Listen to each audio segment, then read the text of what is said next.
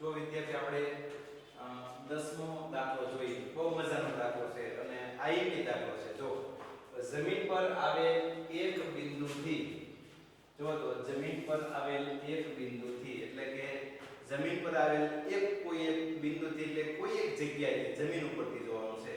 આગળનો અને આગળનો આપણે દાખલો જોયો એમ એક છોકરો ઊભો થઈને આંખથી ખૂણો જોવાનો હતો. એમ આમાં શું કીધું જમીન પર આવેલ બિંદુથી જોવાનું છે. એક 20 મીટર ઊંચી ઇમારતની ટોચ પર રહેલ એક સંચાર ટાવરના તળિયાને ટોચના ક્ષેત્રફળનું માપ આપી આપણને 45 અંશ ને 60 અંશ. તો ટાવરની ઊંચાઈ શોધો. એક ઇમારત છે. જો માની લ્યો કે આ આપણે મેં ઇમારત દોરી.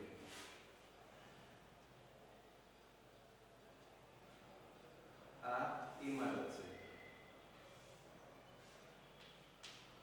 બરાબર છે. આ ઇમારત છે એની ઉપર એક સંચાર ટાવર છે. તો માની લ્યો કે આ એની પર એક ટાવર છે. બરાબર છે. આ AB ઇમારત છે અને BC એની પર સંચાર ટાવર છે. આ તો ઠીક છે. મેં તમને આ આકૃતિ દોરી આમ થોડું ડિઝાઇન કર્યું છે. નકર લીટો દોરો પહેલા કે AB ટાવર છે. બરાબર. AB ઇમારત છે એની પર BC ટાવર છે સંચાર ટાવર. હું કીધું જમીન પર આવેલી એક બિંદુથી એક 20 મીટર ઊંચી ઇમારત આ AB છે 20 મીટર ઊંચી ઇમારત છે. બરાબર છે.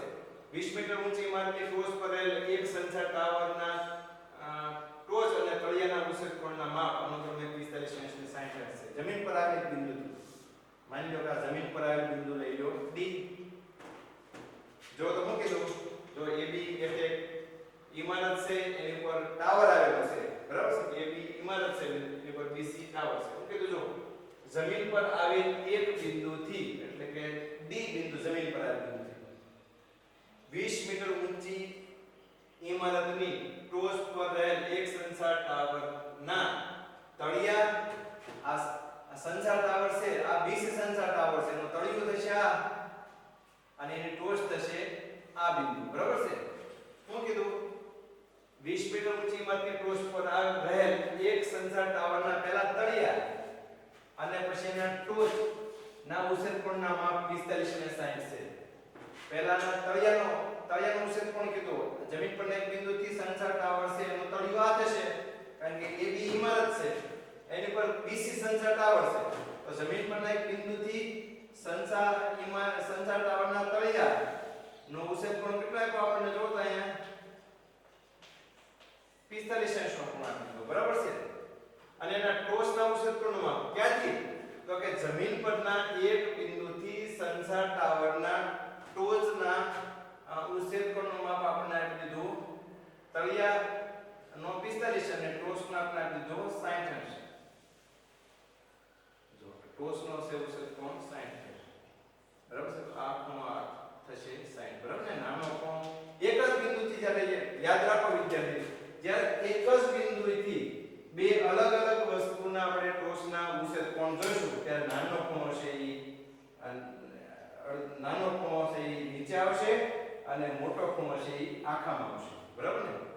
તો આપણે ખબર પડી જાય આ નાનો ખૂણો જ અહીંયા આવે પહેલા અને આખો લેશો એ મોટો ખૂણો લેશો. જો તો તમે રકમ જોઈ લો. બહુ મજાનો દાખલો છે. જો તો ફરી વખત જોઈ લો. જમીન પર આવેલી એક બિંદુથી એટલે આપણે આ જમીન છે એની પર બિંદુ લીધો આપણે D. જમીન પર આવેલી એક બિંદુથી 20 મીટર ઊંચી ઇમારતની ટોચ પર રહે આ 20 મીટર ઊંચી ઇમારત છે AB છે ઇમારત છે એમાં A ઇમારતના પાયાનો બિંદુ B ઇમારતના ટોચનો બિંદુ 20 મીટર ઊંચી ઇમારતની ટોચ પર રહેલ એક સંચાર ટાવરના તળિયા અને ટોચના ક્ષેત્રફળનું માપ. આ 20 મીટર ઊંચી ઇમારત છે એની પર સંચાર ટાવર છે એના તળિયા અને એના ટોચના ક્ષેત્રફળ જમીન પરના એક બિંદુથી જોવાનું છે. એમાં શું કહેવા માંગે છે કે ભાઈ એક ઇમારત છે 20 મીટર ઊંચી એની પર BC સંચાર ટાવર છે. જમીન પરના એક બિંદુથી સંચાર ટાવરના તળિયા અને સંચાર ટાવરના ટોચના ક્ષેત્રફળના માપ અનુક્રમે આપણે બીજા 45 ને 60 એટલે કે જમીન પરનું બિંદુ D છે ત્યાંથી સંચાર ટાવર છે અને તળિયાનું ક્ષેત્રફળ 45 એટલે કે જમીન પરના એક બિંદુથી સંચાર ટાવરના તળિયાનો ખૂણો 45 નો અને જમીન પરના એ જ બિંદુથી સંચાર ટાવરના ટોચનો ખૂણો કેટલો માલુમ પડે છે 60 હશે બરાબર છે આખો 60 બતાવી દીધો આને તમારે સીધી લાઈન બતાવી તો બતાવી દો એટલે તમને ખૂણામાં સરળતા રહે આ તો મેં અહીંયા તમને ઇમારત બતાવી એની પર સંચાર ટાવર બતાવ્યો નકર તમે આમ સીધો લીટો કરો તો એ બી ઇમારત લઈ લો અને ઉપર લીટો કરો એ ટાવર લઈ લો આ તો મેં તમને અલગ બતાવવા માટે આ એબી છે લખો અહીં કરી અહીં એ બે હું છે જો તો ઇમારતની ઊંચાઈ એબી બરાબર 20 મીટર બરાબર ઇમારતની ઊંચાઈ જ્યાં બી ઇમારતના ટોચનો બિંદુ જ્યાં બી ઇમારતના ટોચનો બિંદુ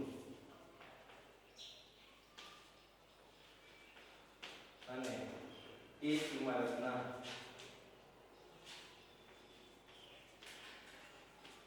તો 20 આપણે ખબર છે એબી ઇમારત છે ઊંચાઈ આપણે આપી દીધી 20 મીટર એમાં બી છે જો શું છે આ બી ઇમારતના ટોચનું બિંદુ છે ને એ ઇમારતના તળિયાનું બિંદુ છે જો તો જ્યાં બી ઇમારતના ટોચનું બિંદુ ને એ ઇમારતના તળિયાનું અથવા પાયાનું બિંદુ છે બરાબર છે હવે પછી એની ઇમારતની ઉપર શું છે બીસી જો બીસી હું કીધું આપણે જમીન પર આવેલી એક બિંદુથી 20 મીટર ઊંચી આ જમીન પર આપણે ખબર છે આ બિંદુ ડી છે એક બિંદુથી એક 20 મીટર ઊંચી ઇમારત આ એ બી 20 મીટર ઊંચી ઇમારત છે એની ટોચ પર રહેલ એક સંચાર ટાવર ઇમારતની ઉપર આ બીસી સંચાર ટાવર છે તો બીસી સંચાર ટાવરની ઊંચાઈ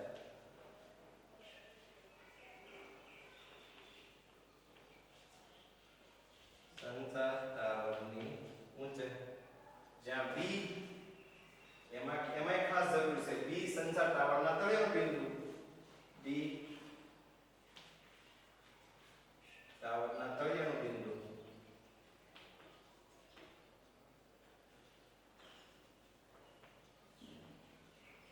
અને સી ટોચનું બિંદુ અને સી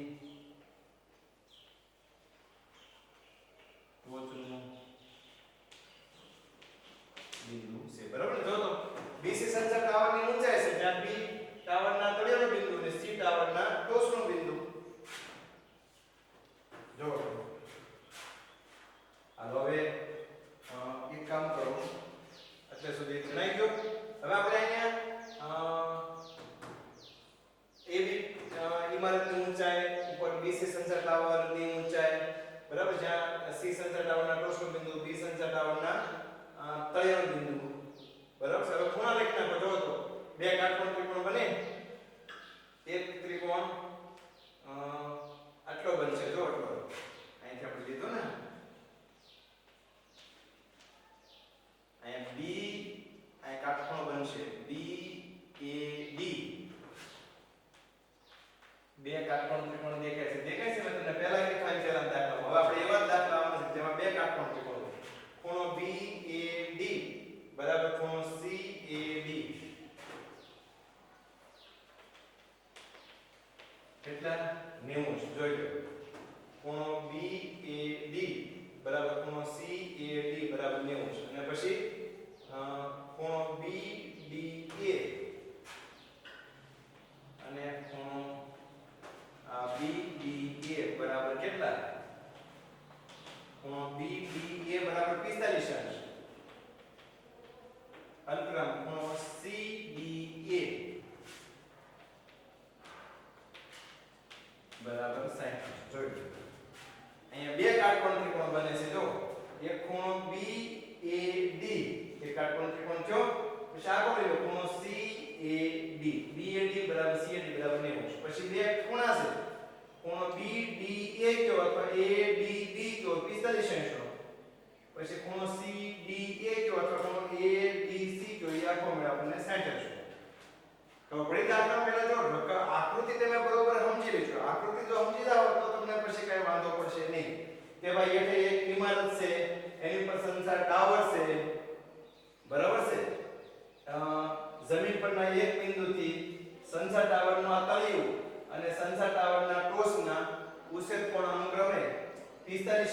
60 માલુમ પડે એટલે કે જમીન પરના એક બિંદુ સંચાર ટાવરના તળિયાનો ક્ષેત્રફળ 45 નો અને જમીન પરના એ જ બિંદુથી સંચાર ટાવરની ટોચનો ક્ષેત્રફળ 60 નો માલુમ પડે છે તો આપણે શું કીધું ટાવરની ઊંચાઈ શોધો ક્યાં ટાવરની ઊંચાઈ સંચાર ટાવર છે ઇમારતની ઊંચાઈ તો આપી દીધી આપણે 20 મીટર સંચાર ટાવરની આપણે ઊંચાઈ શોધવાની છે બરાબર છે હાલો હવે લઈ લો કાટકોણ ત્રિકોણ કયો લઈશું જો આમાં આપણને પેલા નાનો કાટકોણ ત્રિકોણ લઈ લઈએ BAD જેમાં નાનો ખૂણો છે એમાં જો આપણને એક બાજુ આપી દીધી આપણને AB 20 મીટર ઇમારતની ઊંચાઈ આપેલી છે એટલે ત્રિકોણ લઈ લો પહેલા કયો લઈશું કાટકોણ ત્રિકોણ જ લેવાનો છે એક BAD છે અને એક આખો CAD છે તો BAD લ્યો ત્રિકોણ BAD માં શું થશે જો તો tan 45 બરાબર BAD માં tan 45 બરાબર આમેની બાજુ AB ના છેદમાં AD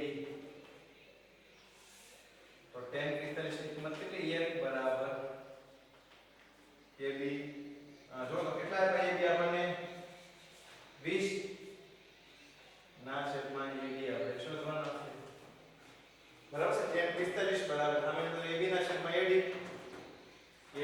બરાબર 20 મીટર બરાબર છે 20 મીટર મળી ગયા આપણે AB AD હવે જો આપણે ખબર છે 45 નો ખૂણો હોય ને ત્યારે આપણે ખબર છે BAD માં આ ખૂણો 45 મીટર સામેની બાજુ અને પાછળની બાજુ બે સમાન થાય મેં તને આગળના એક દાખલામાં કીધું કે આપણે કાટકોણ ત્રિકોણ BAD માં ખૂણો D 45 નો છે તો એમાં સામેની બાજુ અને પાછળની બાજુ બે સમાન જ થાય બરાબર છે હાલો હવે લઈ લો આપણો ત્રિકોણ CAD માં જો તો ત્રિકોણ CAD માં તો બહુ મજાનો લાગે અને આમાં તો યાદ રાખો કે 45 નો ખૂણો હોય ત્યારે એ જ લઈ લો ત્યારે આપણે સામેની બાજુ અને પાછળની બાજુ ઘણી વખત તમને એવું પણ બને સામેની બાજુ ન આપી અને પાછળની બાજુ ન આપી એટલે બે બાજુ સમાન સાબિત થઈ જાય અને એના ઉપયોગથી આપણે દાખલો ગણી શકાતો હોય આખો ત્રિકોણ લઈ લો CAD માં CAD આખો ત્રિકોણ લીધો CAD તો આખો ખૂણો કેટલો છે જો તો 60 tan 60 બરાબર સામેની બાજુ AC અથવા CA tan 60 એટલે સામેની બાજુ CA ના છેદમાં AD tan 60 એટલે કેટલા √3 CA હવે જો તો CA એટલે CA ના ભાગ પાડી શકાય BC વત્તા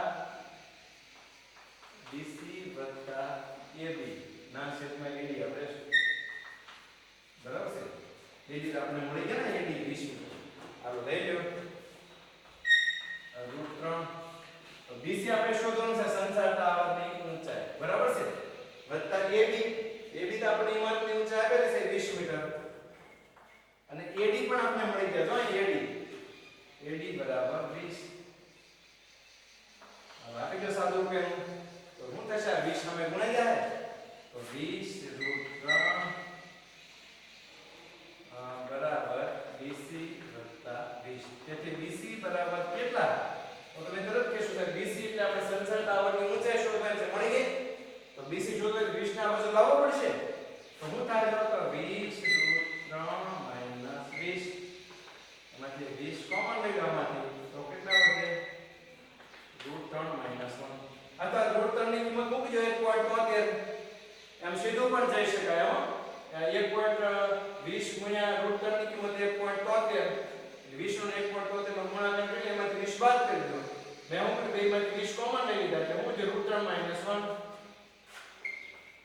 √3 ની કિંમત મૂકી દો 1.73 - 1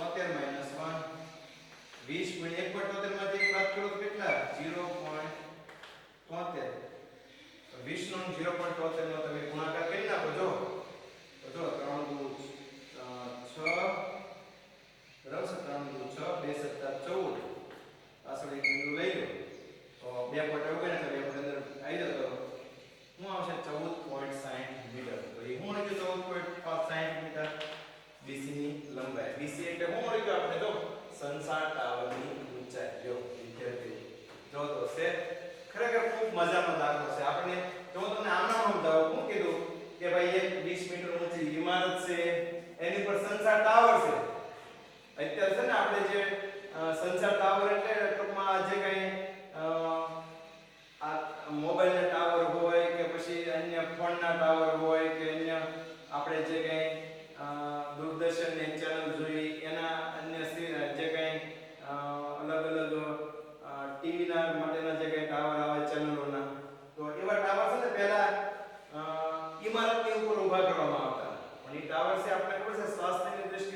નુકસાનકારક છે.